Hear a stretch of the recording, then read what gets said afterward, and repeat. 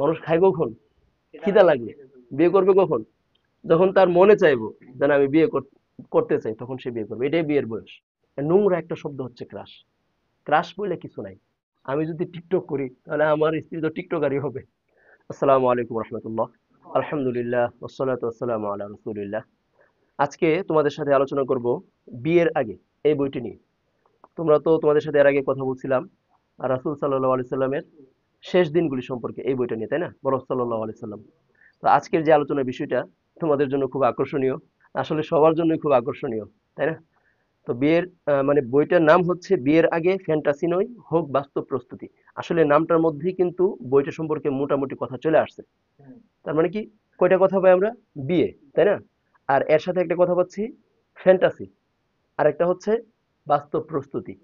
তো বিয়েটা কি জিনিস, আর ফ্যান্টাসি গুলা কি কি হতে পারে, আর বাস্তব প্রস্তুতি গুলা কি, এই বিষয়গুলো নিয়ে মূলত এই বইটা। খুব ছোট একটা বই, আমি দেখাই দিচ্ছি আপনাদেরকে। খুব ছোট বই, তবে আমার পড়া বিয়ে রিলেটেড যতগুলো বই আছে এর মধ্যে সবচেয়ে গুছানো এবং সবচেয়ে মজার লাগছে এটা। বিশেষ করে তোমাদের মতো যারা আছে, এই বয়সে যারা আছে, টিনেজার বিশেষ করে যারা আছে, বা যারা নাকি কিছুদিন পর বিবাহ উপযুক্ত হবে, তাদের জন্য এই বইটা মাশাআল্লাহ খুব সুন্দর, খুব চমৎকার। বইটা লিখছেন মাওলানা তানজিল আরিফিন আদনান এবং মনজুরুল করিম। আর এই বইটা প্রকাশক হচ্ছে তোমার উমেদ প্রকাশ। বইটার দাম হচ্ছে, আমি প্রথমে এই কথাগুলো বলে নিচ্ছি, পরে তোমার অন্য বিস্তারিত কথা বলবো ইনশাল্লাহ। 147 টাকা হচ্ছে এটার গায়ের মূল্য। ঠিক আছে? আচ্ছা, আমি তো পুরো বইটা নিয়ে আলোচনা করতে পারবো না, বা ঠিকও না ওইভাবে বলা। আমি বইটা থেকে অল্প কিছু কথা তোমাদের সামনে উপস্থাপন করবো ইনশাআল্লাহ। আচ্ছা, একটা প্রশ্ন করি তোমাদেরকে। আল্লাহ তাআলা মানব জাতির মাঝে সর্বপ্রথম যে সম্পর্কটা স্থাপন করছে ওটা কি বলতো? বলতে পারো? হ্যাঁ, বলো বলো বলো বলো। হ্যাঁ, বলো না। হ্যাঁ, মানে স্বামী স্ত্রীর সম্পর্ক, তাই না? আল্লাহ তাআলা কোরআনে বলছে লিতাসকুনু ইলাইহা, যেন তুমি তার মাঝে প্রশান্তি লাভ করতে পারো। তার মানে কি? প্রশান্তি লাভ করা। স্বামী স্ত্রী একে অপরের পরিপূরক, তাই না? একে অপরের সহায়ক।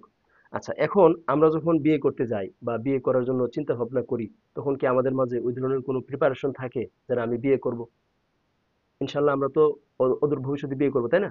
তো এখন বিয়ের আগে আমরা যে যে ভুলগুলো করি, আমরা মনে করি বিয়ের পর সবকিছু মনে হয় খুব সুন্দর হবে, লাইফটা একদম আরামে কাটবে, একটা সুখের সংসার করে ফেলবো। ওইভাবে আমি কি আমারে মানে প্রস্তুত করতেছি কিনা, আমি যদি নিজেরে প্রশ্ন করি, আমি কি আমার প্রস্তুত করতেছি বিয়ের জন্য? করতেছি কিনা? আমি আমার আমলগুলো ঠিক করতেছি কিনা? আমার শারীরিক প্রস্তুতি, আমার মানসিক প্রস্তুতি, আমার আর্থিক প্রস্তুতি, এগুলো আসতেছে কিনা? বিয়ে তো করতে চাই, তো আমার এই প্রস্তুতিগুলো আছে কিনা? তো আমার প্রস্তুতিগুলো না থাকলে তাহলে আমি কি ধরা খাবো বিয়ের সময়? এই জন্য বইয়ের সূচিপত্রের মধ্যে কয়েকটা টপিক বলছে উনি খুব সুন্দর করে, যে ইমান আমলের প্রস্তুতি বিয়ের আগে, তারপর হচ্ছে মানসিক প্রস্তুতি, শারীরিক প্রস্তুতি, আর্থিক প্রস্তুতি, কুফু মিলিয়ে বিয়ে করা, পারিবারিক মানে পরিবারকে রাজি করানো, এই ধরনের বিষয়গুলো আসছে। তো আমি প্রথমে যদি বলি যে আমরা বিয়ের ক্ষেত্রে ইমান আমলের কতটুকু প্রস্তুতি নিছি। আমি যদি ৫ ওয়াক্ত নামাজ জামাতের সাথে না পড়ি, তো আমি কেমন নারী পাবো? আমি কি ওইরকম কোনো নারী প্রত্যাশা করতে পারবো যে নাকি ৫ ওয়াক্ত নামাজ পড়ে? আমার যদি সুন্নাহ দাড়ি না থাকে, তাহলে আমি কি একজন মানে হিজাব পরিহিতা বা বুরকা পরিহিতা, হাত মোজা পা মোজা পরিহিতা নারীকে প্রত্যাশা করতে পারি আমার জন্য ওইরকম নারীকে? তা আমি যেমন, আমি তো ওইরকম নারী পাবো, তাই না? আমি যদি টিকটক করি তাহলে আমার স্ত্রী তো টিকটকারই হবে। সে তো আর ওইরকম আল্লাহওয়ালা হবে না। নাও হতে, ব্যতিক্রম হতে পারে, তবে মোটামুটি এমনটাই তো হয়। আমার পছন্দ তো এমনই হবে। আমি যেমন আমি পছন্দ করবো এরকম। আমার মাঝে যদি গায়রত থাকে, আমার মধ্যে যদি ব্যক্তিত্ব থাকে, রুচি থাকে, ইসলামের শিক্ষা দীক্ষা থাকে, তাহলে আমি ওইরকম একজন নারীকে পছন্দ করব, বাছাই করব আমার বিবাহের ক্ষেত্রে, তাই না? যেমন আমরা খুব প্রসিদ্ধ একটা আয়াত জানি, যে আল্লাহ তাআলা কোরআনুল কারিমে বলেছেন, আউযু বিল্লাহি মিনাশ শাইতানির রাজীম, বিসমিল্লাহির রহমানির রহিম, الخبيثات للخبيثين والخبيثون للخبيثات الطيبات للطيبين والطيبون للطيبات أولئك مبرؤون مما يقولون لهم مغفرة ورزق كريم। আচ্ছা, এটার অর্থটা তোমাদেরকে পড়ে শোনাইতেছি, তাহলে বুঝতে পারবে কি বলছে। দুশ্চরিত্রা নারীরা দুশ্চরিত্র পুরুষদের জন্য, এবং দুশ্চরিত্র পুরুষরা দুশ্চরিত্র দুশ্চরিত্রা নারীদের জন্য, আর সচরিত্রা নারীরা সচরিত্র পুরুষদের জন্য, এবং সচরিত্র পুরুষরা সচরিত্রা নারীদের জন্য। লোকেরা যা বলে তারা তা থেকে মুক্ত, তাদের জন্য রয়েছে ক্ষমা ও সম্মানজনক রিজিক। কি বললাম একটু আগে, যে যেমনটা খুঁজে বা যে যেমন ভাবে আমল করে নিজেকে গুছাই নেয়, নিজেকে তৈরি করে, সে তেমনই পাবে। এই জন্য আমরা আমাদের আমলগুলোকে পরিশুদ্ধ করে নেবো ইনশাআল্লাহ। আমি ভিডিও যেহেতু করতেছি এই জন্য খুব সংক্ষেপে করার জন্য চেষ্টা করবো, কথাগুলো খুব সংক্ষেপে বলতেছি ইনশাআল্লাহ। তারপর আমরা বিবাহ করতে চাই, তবে আমরা কি হালাল ভাবে রিজিক বা আমরা হালাল ভাবে যে ইনকামের যে ব্যাপারটা, ওইদিকে কি কোনো খেয়াল করি? বাড়িতে তো বলে ফেলি যে আমাকে বিয়ে করে দাও। হ্যাঁ, আমরা কি ওইভাবে ইনকামের পথটা উন্মুক্ত করি? হ্যাঁ, আমাদের যদি বিয়ের বয়স হয় তাহলে অবশ্যই বিয়ে করে ফেলবো। হ্যাঁ, এক্ষেত্রে একটা কথা আছে। কোনো একজন ব্যক্তিকে মনে হয় জিজ্ঞেস করছিল ওইভাবে, আমার খেয়াল নাই ওনার কথা, যে বিয়ের বয়স কোনটা, সঠিক বয়স কোনটা তোমরা জানো? বিয়ের সঠিক বয়স কোনটা জানো? আচ্ছা, কোন এক মহৎ ব্যক্তি উত্তরটা এভাবে দিছিল মোটামুটি, যে মানুষ খায় কখন? খিদা লাগলে, নাকি? খিদা লাগলে মানুষ খায়। তার মানে বিয়েটা হচ্ছে একটা খিদা। যখন মানুষের মন চাবে তখন সে বিয়ে করবে। মানুষ খায় কখন? খিদা লাগলে। বিয়ে করবে কখন? যখন তার মনে চাইবো যে না আমি বিয়ে করতে চাই, তখন সে বিয়ে করবে। এটাই বিয়ের বয়স, তাই না? ওই ব্যক্তির নাম আমার মনে নাই, ওই মনীষীর নাম আমার মনে নাই, দুঃখিত। তো এই জন্য আমরা যদি বিয়ে করতে চাই, অবশ্যই বিয়ে করতে হবে, সঠিক বয়সে বিয়ে করতে হবে। কারণ তাড়াতাড়ি বিয়ে না করলে, সঠিক সময়ে বিয়ে না করলে, আমরা তো এমনি পিছিয়ে যেতেছি দুনিয়া থেকে। দুনিয়ার আমরা যে অবস্থানে বর্তমানে আছি, আমাদের রোগ শোক আমাদের শরীরে জায়গা বসতেছে। তো আমরা চেষ্টা করব যেন দ্রুত বিয়ে করতে পারি। এই জন্য দ্রুত বিয়ের জন্য আমরা কি করব? দ্রুত ইনকাম করব। কেমন ইনকাম করব? ভালো ইনকাম করব, প্রচুর ইনকাম করবো ইনশাল্লাহ। ইনকাম কইরা তারপর চেষ্টা করবো বিয়ে করার। আর যদি ইনকাম না করতে পারি এবং বিয়ের ইচ্ছে খিদা জাগছে, তখন কি করব? তখন রোজা রাখতে হবে। এটা কি আমার কথা? না, এটা আমার কথা না, এটা হাদিসের কথা। যদি তোমার সামর্থ্য না থাকে তখন কি করবা? রোজা রাখবা। আর নিজের আমলটাকে পরিশুদ্ধ করবা, চেষ্টা করবা বিয়ের জন্য, ইনকামের জন্য। ইনকামের অনেক সোর্স আছে এখন। অনলাইনে ইনকাম করতে পারো, ভালো ভালো ইনকামের সোর্স আছে, তোমরা এগুলোতে চেষ্টা করতে পারো যে যেভাবে পারো, বা অন্তত টিউশন তো করতে পারো, তাই না? মানে তোমরা চেষ্টা করবে ইনশাল্লাহ ইনকামের ব্যাপার। আচ্ছা, তারপর তুমি মানসিক ভাবে প্রস্তুতি নিবে। তুমি যে বিয়ে করবা, তোমার একটা মানসিক প্রস্তুতির ব্যাপার আছে না, যে আমি বিয়ে করব। তুমি তোমার নিজেকে গুছানো, তারপর তোমার সমাজটাকে গুছানো, তোমার পরিবারটাকে গুছানো, তাদেরকে বুঝানো, এগুলোর একটা ব্যাপার স্যাপার আছে। শারীরিক প্রস্তুতির ব্যাপার স্যাপার আছে। মানসিক শারীরিক প্রস্তুতি নিলা, আর্থিক প্রস্তুতি নিলা, তারপর তুমি তোমার ফ্যামিলিকে যে বললা হ্যাঁ আমি বিয়ে করতে চাই, তাই না? আচ্ছা, বিয়ে করার ক্ষেত্রে তোমরা কিন্তু আবার পালায় বিয়ে করার চিন্তা ভাবনা করো না, যে বিয়ে তো করতে হবে, খিদা যেহেতু লাগছে খাইতে হবে, তাই না? তো পালায় বিয়ে করে ফেলবা? না না। কেন পালায় বিয়ে করবে না? কারণ দেখো একটা বিষয় খুব, মানে খুব সহজে দেখো, একটা মেয়ে তারে তার মা বাবা, বা একটা ছেলেরে তার মা বাবা এত বছর পালছে, আদর যত্ন করে টাকা পয়সা খরচ করে পালছে, ওই মেয়েটা যদি তোমার কাছে পালায়ে চলে আসে, তোমার এই 1 মাস 2 মাস 1 বছরের টানে, তাহলে এই মেয়েটা যে তোমার 5 বছর পর আরেকজনের টানে যে তোমার ফালায় যাবো না, এটার কি গ্যারান্টি? এটার কোনো গ্যারান্টি আছে? এটা তো মানে একদম দেখা যেতেছে স্পষ্ট বিষয় এটা। এই জন্য আমরা মা বাবার অমতে পালায় বিয়ে করবো না ইনশাল্লাহ, তাই না? এই ধরনের নিয়ত রাখি। যদি কারোর পছন্দ হয়ই, একান্তই হয়ে যায়, হওয়ার তো কোনো রাস্তা নাই, হওয়ার জন্য রাস্তাঘাট না থাকে, তাই না? এরপরেও যদি হয়ে যায়, তখন মা বাপরে জানাইবা এবং কুফু মিলানোর চেষ্টা করবা। কুফু যদি না মিলে, তাই না, কুফু যে বিষয়টা, এটা তোমরা জানে নিবা, এটা হচ্ছে সমতা, পারিবারিক যে অবস্থান দুইটা পরিবারের, তো সামাজিক অবস্থান, এগুলো মিলানোর চেষ্টা করবা, আর্থিক অবস্থান মিলানোর চেষ্টা করবা, কইরা তারপর মেয়েটাকে বিয়ে করবা, তাই না? যে কাউরে মন চাইছে, ওই কি বলে এগুলোকে, ছবি টবির মতো, মুভির মতো, হঠাৎ একজনের দেখে ভালো লেগে গেছে, ক্রাশ খেয়ে গেছে, ক্রাশ বলে কিছু নাই, এটা একটা ফাতরামি, কথা বুঝছো? ক্রাশ বলে কিন্তু কিছু নাই, ক্রাশ বলে কিছু আছে? তুমি একজনের দেখছো, তার ভালো লাগছে, তার মানে কি তোমার ক্রাশ হয়ে গেছে? তুমি এটা দেখে যে বলতে পারো তুমি এটা? তোমার মা বোন দেখে যদি কেউ এই কথাটা বলে, তখন তোমার কেমন লাগবে? তুমি যে আরেকজনের দেখে এটা বলতেছো, তার মানে ক্রাশ বলতে কোনো শব্দ নাই, এটা হচ্ছে কি একটা নোংরামি শব্দ, আর এটা হচ্ছে ছেঁচড়ামি ফাতরামি একটা শব্দ, কথা বুঝছো? তো এই শব্দটা আমরা পরিহার করবো ইনশাআল্লাহ। আরেকটা বিষয় হচ্ছে, তোমরা যখন মেয়ে পছন্দ করবা, তখন একটা আমাদের কিন্তু গাইডলাইন দেওয়া আছে। আল্লাহ রসুল সাল্লাহ সাল্লাম কিন্তু সেই 1500 বছর আগে আমাদেরকে গাইডলাইন দিয়ে রাখছে, যে আসলে কিভাবে মেয়ে পছন্দ করবা, প্রত্যেকটা ধাপ বিয়ের ক্ষেত্রে। তুমি দেখবা, খেয়াল করে দেখবা, যত ধরনের অসামাজিকতা হয়, দেখবা 5 ওয়াক্ত নামাজি, অথচ বিয়ের মধ্যে সব শেষ, গান বাজনা চলতেছে, বেপর্দা চলতেছে, যে নাকি সবসময় হিজাব নিকাব করে, সে হঠাৎ করে দেখবা তোমার হিজাব টিজাব ছাড়া বিয়ের মধ্যে চলে আসছে। আছে কিনা এরকম, তোমরা দেখছো কিনা? খুব পর্দা করে।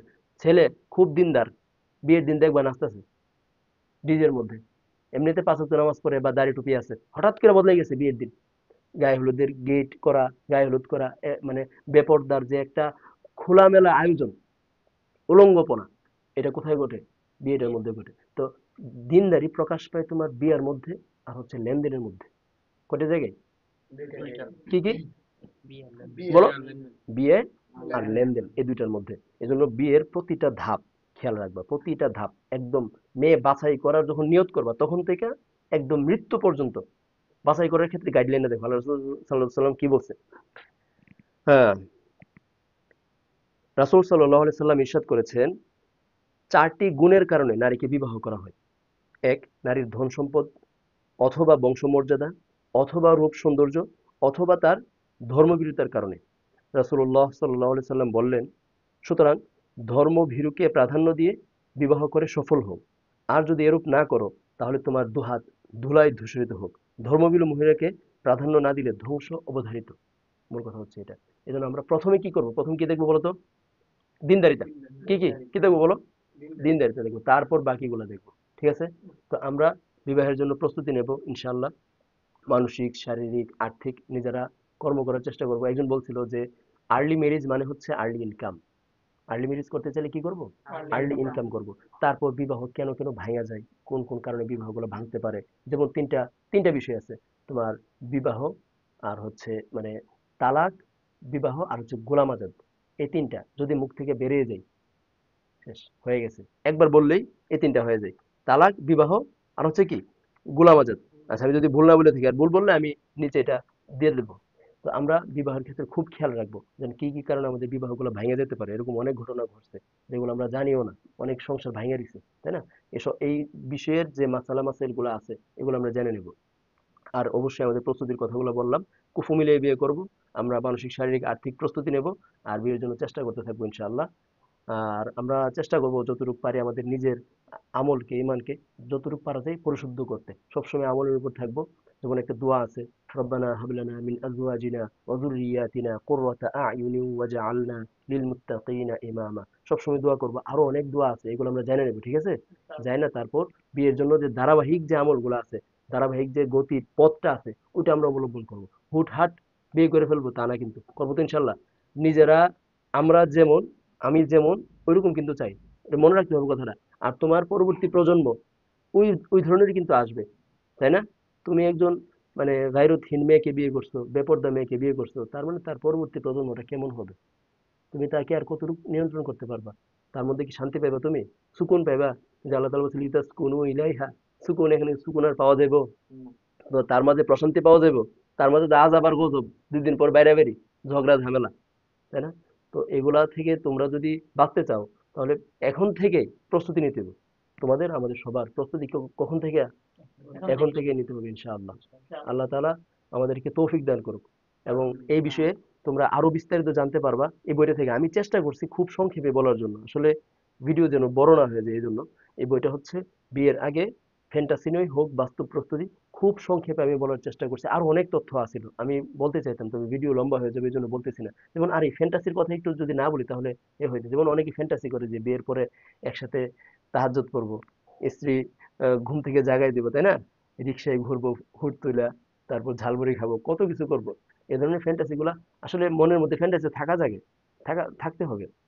তবে ফ্যান্টাসি গুলা কখন কার্যকর হবে? যদি তুমি ওইরকম দিনদার একজনকে পাও। আর নয়তো সব শেষ, জানালা দিয়ে পালাইবো ফ্যান্টাসি। কথা বুঝছো? এই জন্য সবকিছু ফ্যান্টাসির কথা মাথায় রেখে সব প্রস্তুতি নিয়ে তারপর ইনশাল্লাহ এদিকে আগাইতে হবে। আর আরো বিস্তারিত জানার জন্য, বুঝার জন্য তোমরা অবশ্যই আমি বলবো এই বইটা পড়বা। ঠিক আছে? বইটা আমার কাছে আছে, প্রয়োজনে আমার কাছ থেকে নিয়ে পড়তে পারো, আবার আমার কাছে ফেরত দিয়ে দিবা। অথবা তোমরা বইটা কিনা পড়তে পারো, আমার মতে কিনা পড়লেও ভালো হবে। কারণ আমি তো এটাতে মার্ক করে রেখেছি অনেক কিছু, হাইলাইটার দিয়ে। তোমরা এভাবে করে করে পড়বা ইনশাল্লাহ। আমি কিন্তু একাধিকবার পড়ছি। ঠিক আছে? তো আজকে আমরা কথা এখানে শেষ করতেছি, ভিডিওটা এখানে শেষ করি। সকলের জন্য দোয়া করতেছি আল্লাহ তাআলা তোমাদেরকে দিনদার, নেককার, চক্ষু শীতলকারী, পরহেজগার স্ত্রী মিলাই দেখ। আমিন। আজকের মতো ভিডিও এখানে শেষ করছি। আল্লাহ হাফেজ। আসসালামু আলাইকুম ওয়া রাহমাতুল্লাহ।